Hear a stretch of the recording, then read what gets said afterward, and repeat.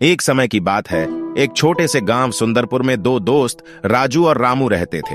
वे अपनी उत्साह और जिज्ञासा के लिए जाने जाते थे कि उनके समुदाय को सकारात्मक परिवर्तन लाने में मदद कैसे कर सकते हैं। सुंदरपुर एक सुंदर गांव था, जहां हरे भरे खेत, शांतिपूर्ण नदी और घने समुदाय की वजह से मशहूर था। एक सूर्यमय सुबह राजू और रामू गांव के कुएं के पास मिले, जहां वे अक्सर अपने गांव के लिए सपने की बातें करते थे। राजू, शुभ प्रभात। रामू, ये कैसा सुंदर दिन है। रामू, शुभ प्रभात। राजू, वाकई यह एक खूबसूरत दिन है। मैं इन दिनों गांव को विकसित कैसे कर सकते हैं, इसके बारे में सोच रहा था। राजू, ये बहुत अच्छा विचार है। सुंदरपुर में बहुत ही बढ़िया संभावनाएं हैं और कुछ सुधारों से यह और भी अच्छी जगह बन सकती है। रामू, बिल्कुल सही, लेकिन हम कहां से शुरू करें? हमें किस गांव के पहलू पर ध्यान केंद्रित करना चाहिए? राजू, अच्छी तरह से शुरू करने के लिए हमें अपनी सशक्तियों और कमजोरियों का विश्लेषण करना चाहिए। हमें यह पहचानना चाहिए कि हमारे पास क्या है और हमें क्या कमी महसूस होती है।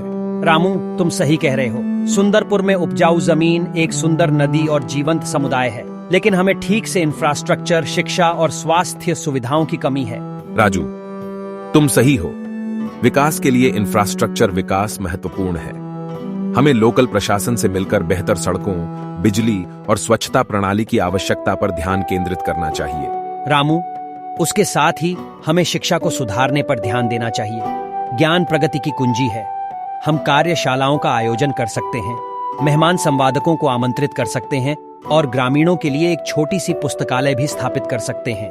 राजू, यह बहुत अच्छा विचार है। रामू, शिक्षा न केवल गांव वासियों को सशक्त बनाएगी, बल्कि उन्हें विभिन्न अवसरों की खोज करने में भी मदद करेगी। रामू, और जब हम इसे कर रहे हैं तो हमें स्वास्थ्य सेवाओं के महत्व को नजरअंदाज नहीं करना चाहिए। हम स्वास्थ्य शिविर आयोजित कर सकते हैं और डॉक्टरों के साथ सहयोग करके नियमित जांच परख प्रदान कर सकते हैं।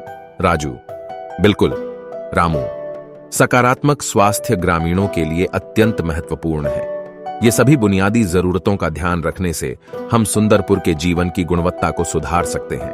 रामू, सच्चाई की बात कह रहे हो राजू। हमारे पर्यावरण को संरक्षित रखने का महत्व भी हमें भूल नहीं जाना चाहिए। सुंदरपुर की प्राकृतिक सुंदरता हमारी सबसे बड़ी संपत्ति में से एक है। हमें ट्री प्लांटेशन अभियानों को प्रोत्साहित करना चाहिए। प्रदूषण के हानिकारक प्रभावों के बारे में जागरूकता फैलानी चाहिए। राजू, मैं तुमसे पूरी तरह सहमत हूं। रामू, विकास और प्रकृति संरक्षण के बीच संतुलन स्थापित करना महत्वपूर्ण है।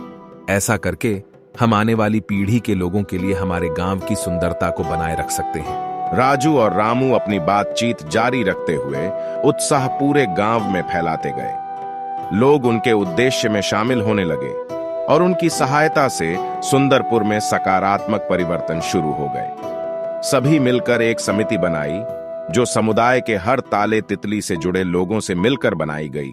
समिति ने कठिनाइयों के बावजूद कठिनाइयों से निपटते हुए जुटाव करने सरकारी अधिकारियों के पास जाकर विभिन्न पहलुओं को लागू करने के लिए काम किया।